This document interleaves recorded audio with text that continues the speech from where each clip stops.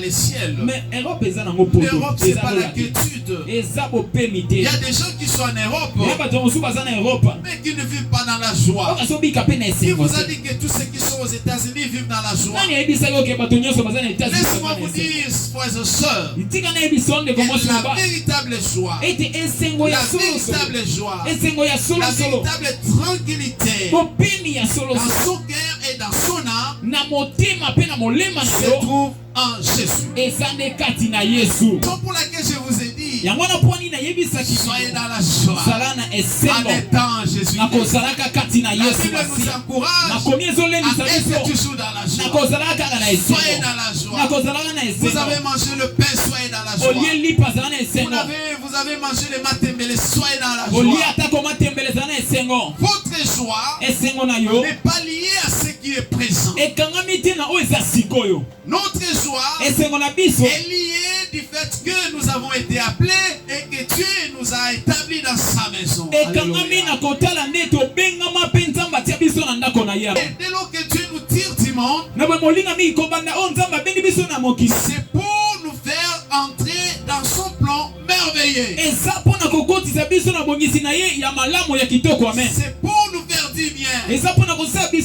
C'est pour nous amener vers son objectif.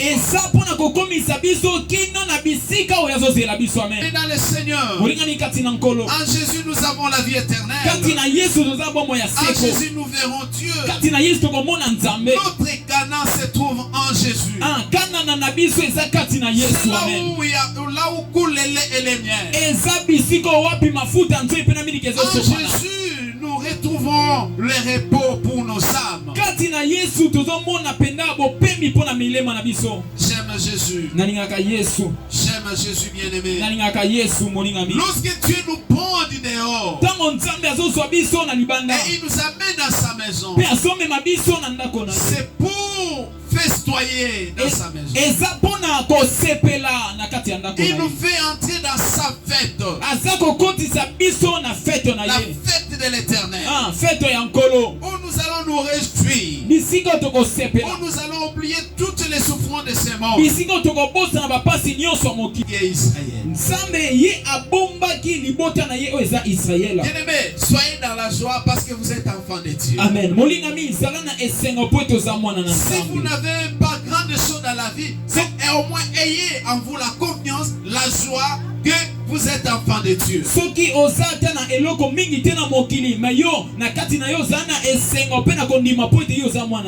Être un enfant de Dieu, c'est un avantage. Connaître Dieu, c'est un avantage. Même si vous n'avez pas encore des millions, frères et sœurs, comprenez que vous êtes un homme heureux. Parce que vous avez connu l'Éternel et que vous aviez répondu à l'appel de l'Éternel. Vous verrez que dans la vie des enfants de Dieu, dans des circonstances difficiles, Dieu arrive toujours à préserver ce qui lui appartient. La Bible dit que l'œil de l'Éternel est sur ceux qui les craignent. La Bible dit que vous verrez de nouveau la différence entre ceux qui me servent et ceux qui ne me servent pas.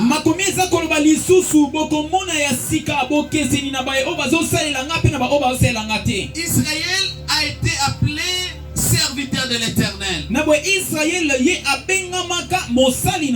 Et même nous aussi en Jésus, nous avons été appelés serviteurs de l'Éternel.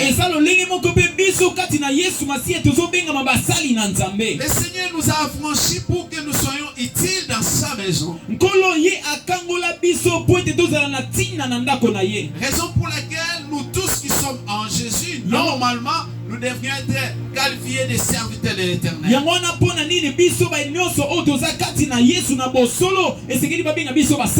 Il est difficile d'être serviteur de l'Éternel si on n'est pas encore affranchi.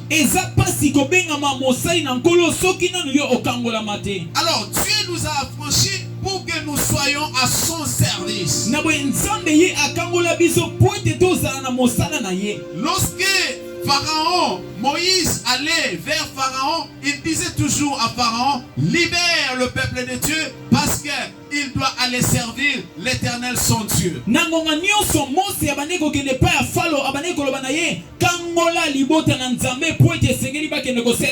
Et c'était ça la mission principale. Et c'était ça l'objectif principal de la délivrance du peuple d'Israël en Égypte.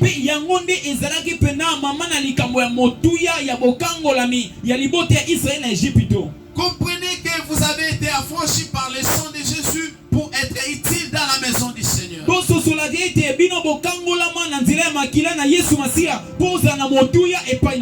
Raison pour laquelle dans la foi chrétienne, il n'y a pas de chrétiens libres. Il n'y a pas de chrétiens sans service, frères et sœurs.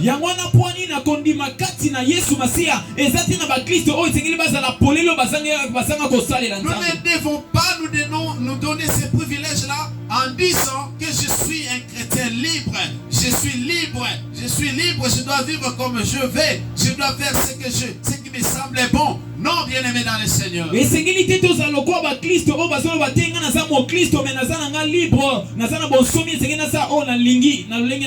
Dieu nous a tirés du monde. Il nous a pris du monde. C'est ce qu'il dit de son peuple Israël. J'étais pris en Égypte. Moi, Dieu, j'étais pris en Égypte. Dès lors que Dieu nous tire du monde, c'est pour nous faire entrer dans son plan merveilleux. C'est pour nous faire du bien. C'est pour nous amener vers son objectif. Alléluia. Lorsque Dieu a libéré son peuple de l'Égypte, l'objectif c'était pour les amener dans le Canaan. Le pays où coulait le lait et le miel. Alors le Canaan c'était le pays qui a été promis par Abraham. Dieu avait déjà promis à Abraham. Il lui avait dit, je te donnerai ces contrées. Vous savez que les Israélites en Égypte souffraient beaucoup. Laisse-moi vous dire que ce monde, c'est un lieu de souffrance. Même si vous avez l'argent, vous souffrez toujours. Laisse-moi vous dire que même ceux qui ont l'argent, ils pleurent aussi. Ils souffrent aussi. Des fois, vous croyez que celui qui roule carrosse, il ne souffre pas. Peut-être que lui, il souffre plus que vous. Raison pour laquelle je vous ai dit, soyez dans la joie en étant Jésus. La Bible nous encourage à être toujours dans la joie. Soyez dans la joie. Vous avez mangé le pain, soyez dans la joie. Vous avez mangé le matembele, soyez dans la joie. Votre joie n'est pas liée à ce qui est présent. Notre joie est liée du fait que nous avons été appelés et que Dieu nous a établis dans sa maison.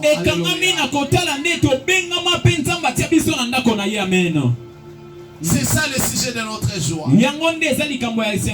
Alors pendant que Israël sortait de l'Égypte, parce que c'était le moment de la délivrance, pendant qu'il partait, ceux qui n'étaient pas israélites, ils ont eu le goût de les suivre.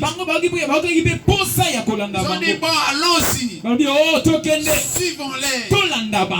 Non, en tout cas moi je ne vais pas rester à l'Égypte. C'est comme aujourd'hui. toute l'Afrique. Toute l'Afrique. Les gens ont les regards vers l'Europe. Bien aimé, des fois, je me pose la question. Je me dis, mais pourquoi les Africains prennent-ils le risque de se noyer juste pour aller en Europe?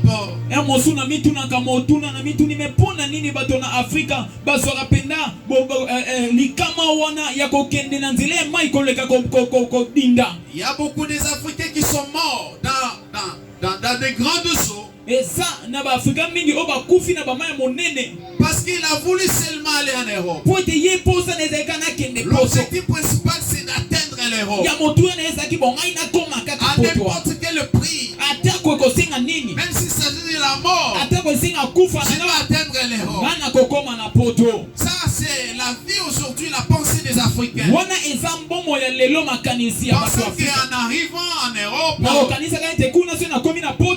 on aura toutes choses, on sera comblé. Et on sera dans la joie. Laisse-moi vous dire, frères et sœurs, la véritable joie, la quiétude, le repos de son âme se trouve en Jésus. Battez-vous, frères et sœurs, à vivre en Jésus et d'aller de risquer pour atteindre l'Europe. Aller en Europe, c'est pas mauvais. Mais l'Europe, c'est pas le ciel. L'Europe, c'est pas la quiétude. Il y a des gens qui sont en Europe, mais qui ne vivent pas dans la joie. Qui vous a dit que tous ceux qui sont aux États-Unis vivent dans la joie? Laissez-moi vous dire, frères et sœurs, la véritable joie, la véritable joie, la véritable tranquillité dans son cœur et dans son âme se trouve en Jésus. Que personne ne vous trompe en vous disant, si vous avez un salaire de $1000, vous serez dans le quiétude. C'est de la tromperie. Ils n'ont pas la paix dans leur cœur. Il y a des gens qui ont ces salaires. Ils ont un salaire de $10 000, $20 000. Mais quand vous l'approchez, il est plus que malheureux. Je vous dis ce qui est vrai. Je me disais dans ma vie. En tout cas, à l'époque, quand je commençais à travailler, j'étais engagé dans une maison de journal comme émetteur en page, comme informaticien émetteur en page. Et j'avais un salaire de $50 à l'époque. Et j'avais commencé mes études universitaires. Alors je me disais dans mes calculs, au moins si j'avais un salaire de $100, ça pourrait me permettre de m'organiser. J'arrive au salaire de $100. Je commençais maintenant à me dire, moi si j'avais un salaire de $250, pensant que je serais demeuré. Je vous dis, frères et sœurs, comptant sur ces choses, comptant sur ces salaires, comptant sur ces moyens, comptant sur ces avoirs, on ne pourra jamais être en paix. On ne pourra jamais être dans la quiétude. La quiétude, c'est lorsqu'on a Jésus dans son cœur. C'est lorsqu'on marche avec Jésus. C'est lorsqu'on compte sur Jésus. Alléluia. Amen. Ne comptez pas sur votre propre force. En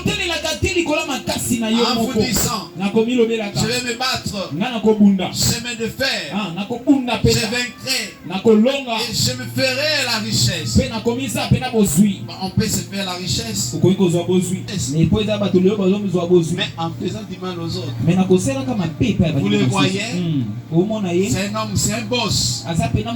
Mais quand vous suivez sa richesse, quand vous suivez ses acquis, dans ces acquis-là, vous trouvez qu'il a trompé l'État. Vous trouvez qu'il a magouillé les autres. Vous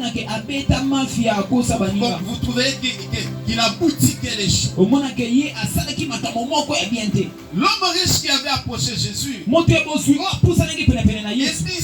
il désirait obtenir le royaume des cieux. La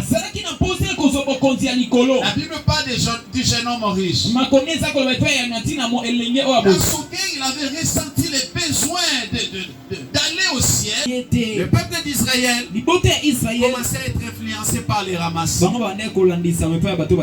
ressentaient que la vie en Égypte était mieux que la vie dans le désert. Vous savez, lorsqu'on traverse le désert, le désert est défini comme l'étape de la souffrance. Et dans cette étape de souffrance, Dieu sait pourquoi il vous fait traverser ce désert. Vous allez constater que dans le désert, vous pourrez être privé des choses que vous aimiez autrefois.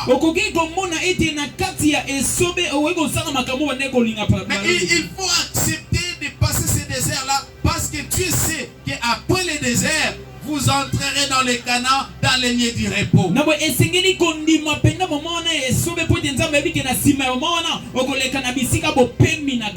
si vous vous faites influencer, vous laissez influencer par les ramassis, par les gens de ce monde, vous allez manquer votre objectif avec Dieu.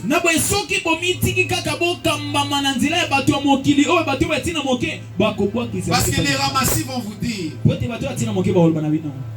vont vous dire, on a assez gêné, on a assez gêné, on n'a rien vu. Vous aussi, enfants de Dieu, vous êtes là. Vous dites aussi oui, hein? On a vraiment gêné, hein? Oubliant que quand vous gênez, vous cherchez la face de Dieu, vous marchez vers l'objectif, votre objectif avec Dieu. Mais dès lors que vous vous arrêtez, vous faites arrêter votre marche avec le Seigneur, parce que vous avez penché votre oreille par d'autres personnes, vous serez influencé et vous allez rater.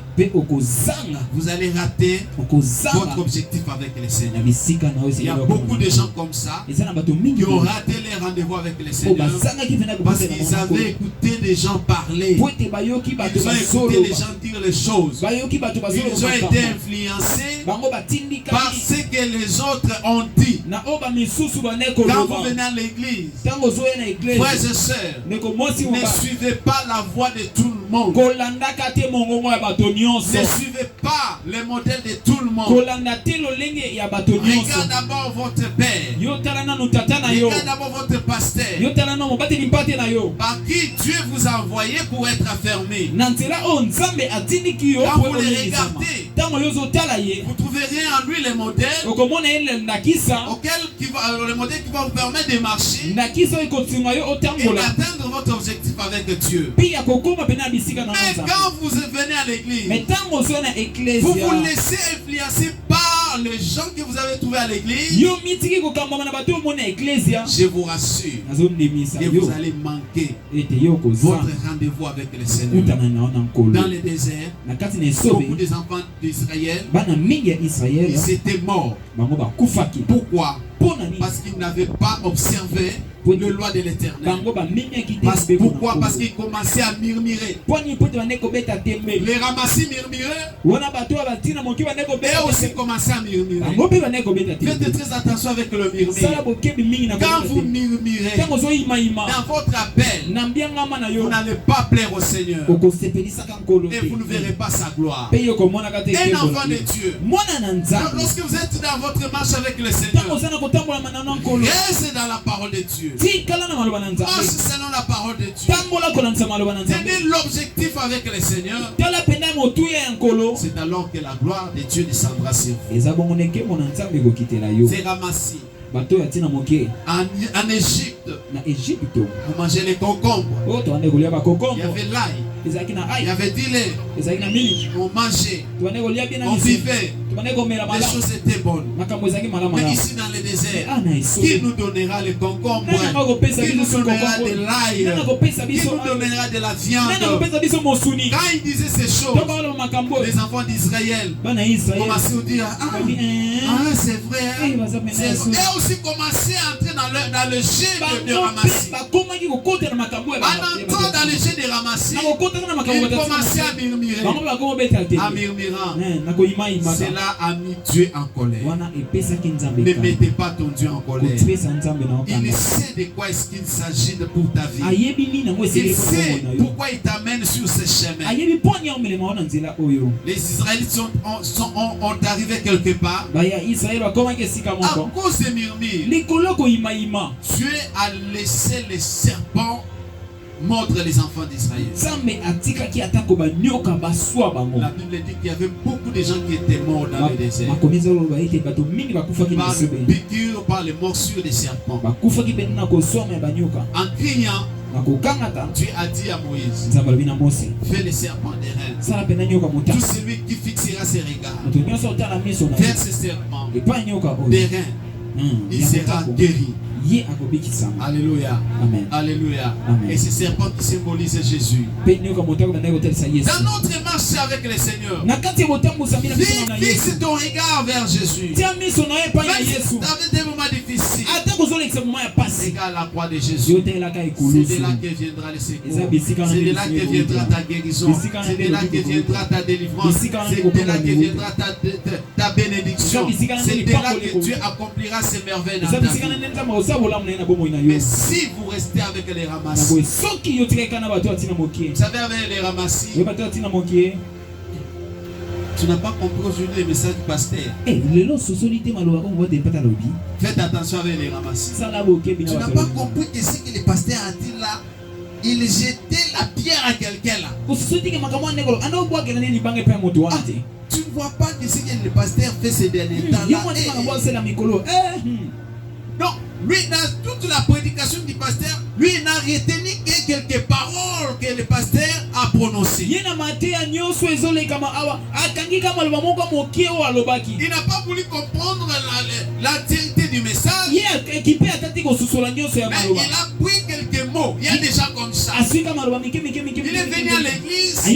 Au lieu de pencher ses oreilles à écouter l'évangile pour sa guérison et sa bénédiction, mais il est là pour commencer à couper les morceaux de paroles que le pasteur a prononcées. C'est ça le rôle de ramassis. Il va s'amener avec ces paroles pour dire aux gens, aujourd'hui le pasteur, si tu étais là, tu allais comprendre que le pasteur, dans toute sa prédication, c'était seulement pour tel personne. Cher ramassis, tu ne verras pas les canards. Cher ramassis, tu ne verras pas les canards. Beaucoup de ramassis ont été tués dans le désert à cause de leur incrédulité. Parce qu'ils ne savaient pas l'objectif de Dieu avec les Israélites. S'il y a un objectif à atteindre avec Dieu, mon frère, ne sois pas influencé par les ramassis.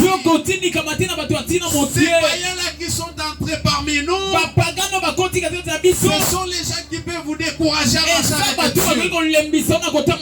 Ces païens-là qui sont venus à l'église, ce sont les envoyés du diable pour décourager votre foi. Prenez votre marche avec le Seigneur. Voilà pourquoi vous qui êtes appelés au Seigneur, marche selon ton appel avec Dieu. Dieu va dire à Moïse, Moïse, dis aux enfants d'Israël de marcher. Je les attends quelque part. J'attends Israël, mon serviteur, quelque part. Bien-aimé dans le Seigneur, dans notre marche avec le Seigneur, il nous attend quelque part. Ne restez pas en chemin. Ne restez pas dans le murmure. Ne restez pas dans le murmure. Mais regarde la croix de Jésus. Il était mort pour toi. Afin que tu sois sauvé. Il était mort pour toi. Que tu sois béni. Il était mort pour toi. Pour que tu sois affranchi. Lorsque tu pries Dieu dans toute la vérité, tu seras affranchi. Dieu va t'affranchir. Dieu va te bénir. Même si tu sors d'une famille maudite, en Jésus nous avons la vie. En Jésus la malédiction a été bannie. En Jésus nous retrouvons le repos de Dieu. En Jésus nous retrouvons la joie. La joie que le monde ne peut pas nous donner. Bien-aimé, marche avec Dieu. Le Dieu qui t'a appelé. Le Dieu qui t'a appelé. Il a un objectif avec toi. Ne t'arrête pas en cours de route. Parce que les gens ont dit. Quand les ont dit, ça ne vient pas de Dieu. Les ont dit ne vient pas de Dieu. Quand les ont dit, c'est le diable qui vient pour vous décourager.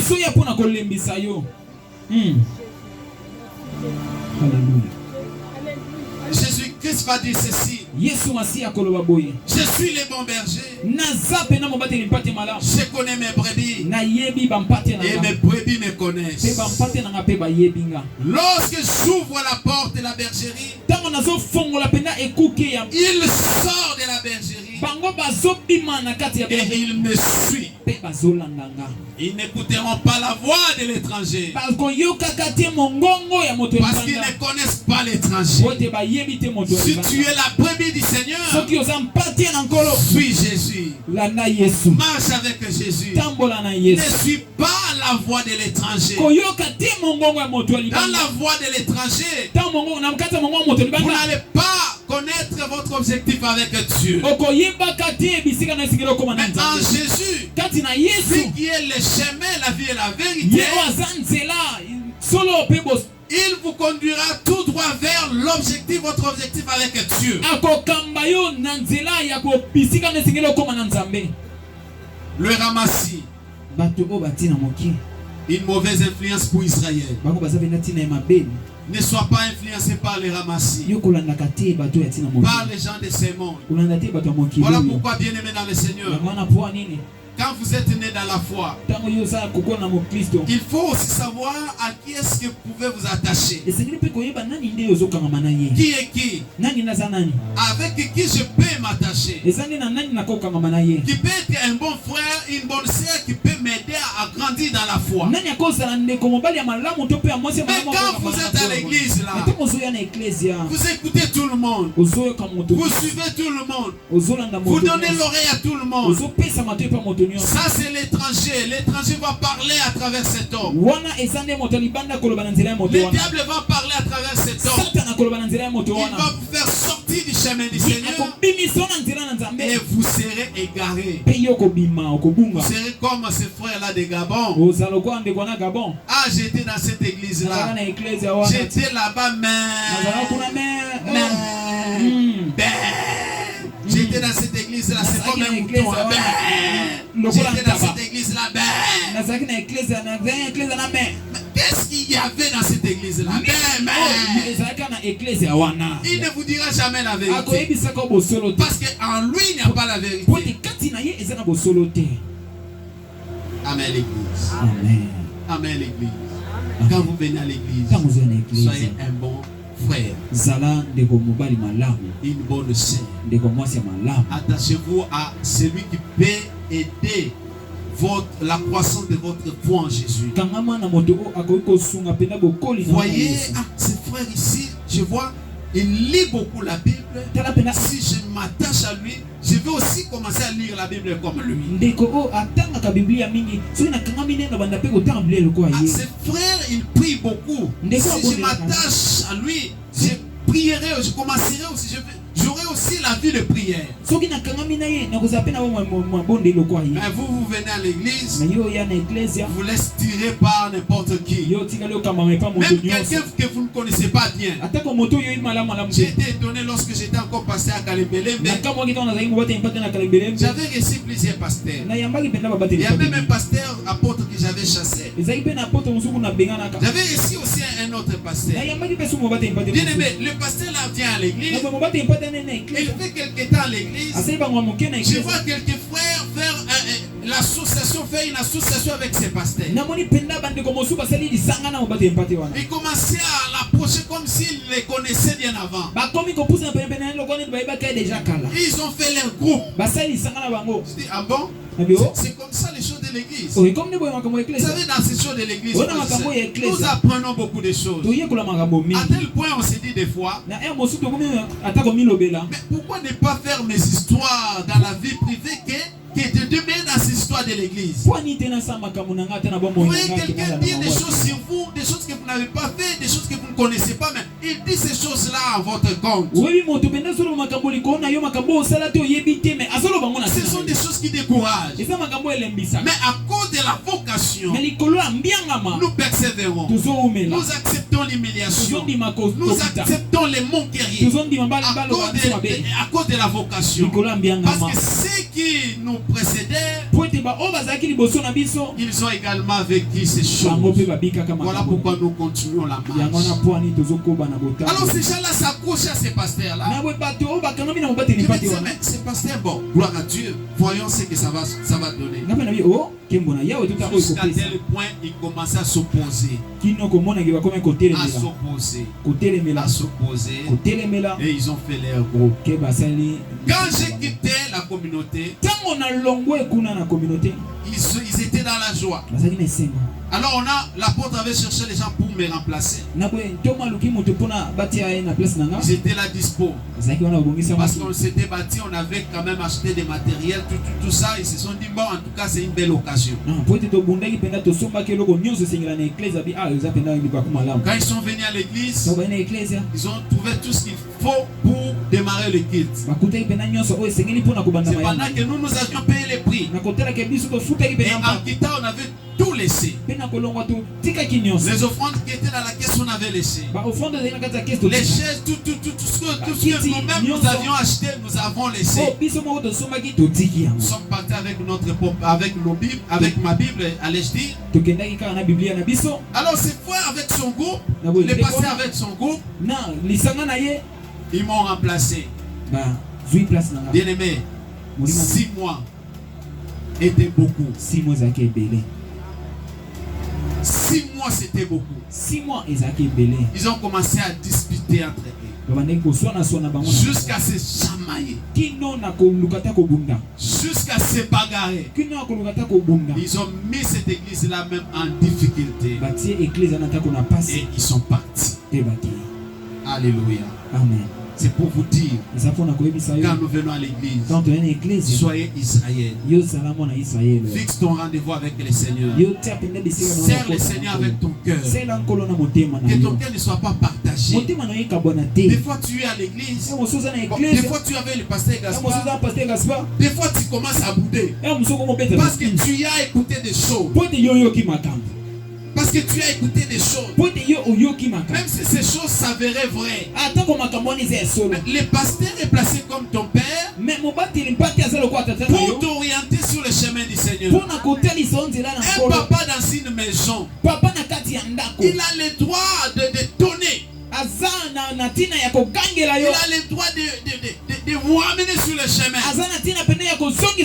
C'est ça un bon berger. Un bon berger ne peut pas vous laisser vous perdre comme ça. Tout ce que le pasteur peut vous dire, c'est comme un papa chez vous à la maison. C'est comme un bon berger. Quand il dit des choses, dans ce qu'il dit, Dieu donne la vie. Dans ce qu'il dit, c'est pour vous ramener sur le chemin. C'est pour que vous marchiez avec le Seigneur. C'est pour que vous atteigniez vos objectifs avec le Seigneur.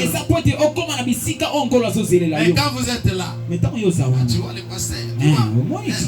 Tu vois ce que le pasteur a dit. Bien aimé. Dans la plupart de ces gens-là, je connais. J'ai été au Gabon. J'ai vu ces gens-là. Ils n'ont jamais avancé avec le Seigneur. Quand vous regardez dans leur marche, ils n'ont jamais fait de percées avec le Seigneur. Ils sont restés là.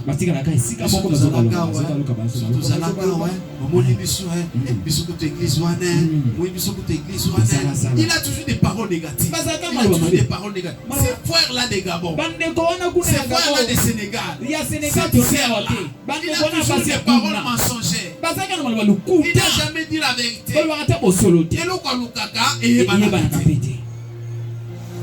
Oh, teya muningo ya église te makambo ba tei.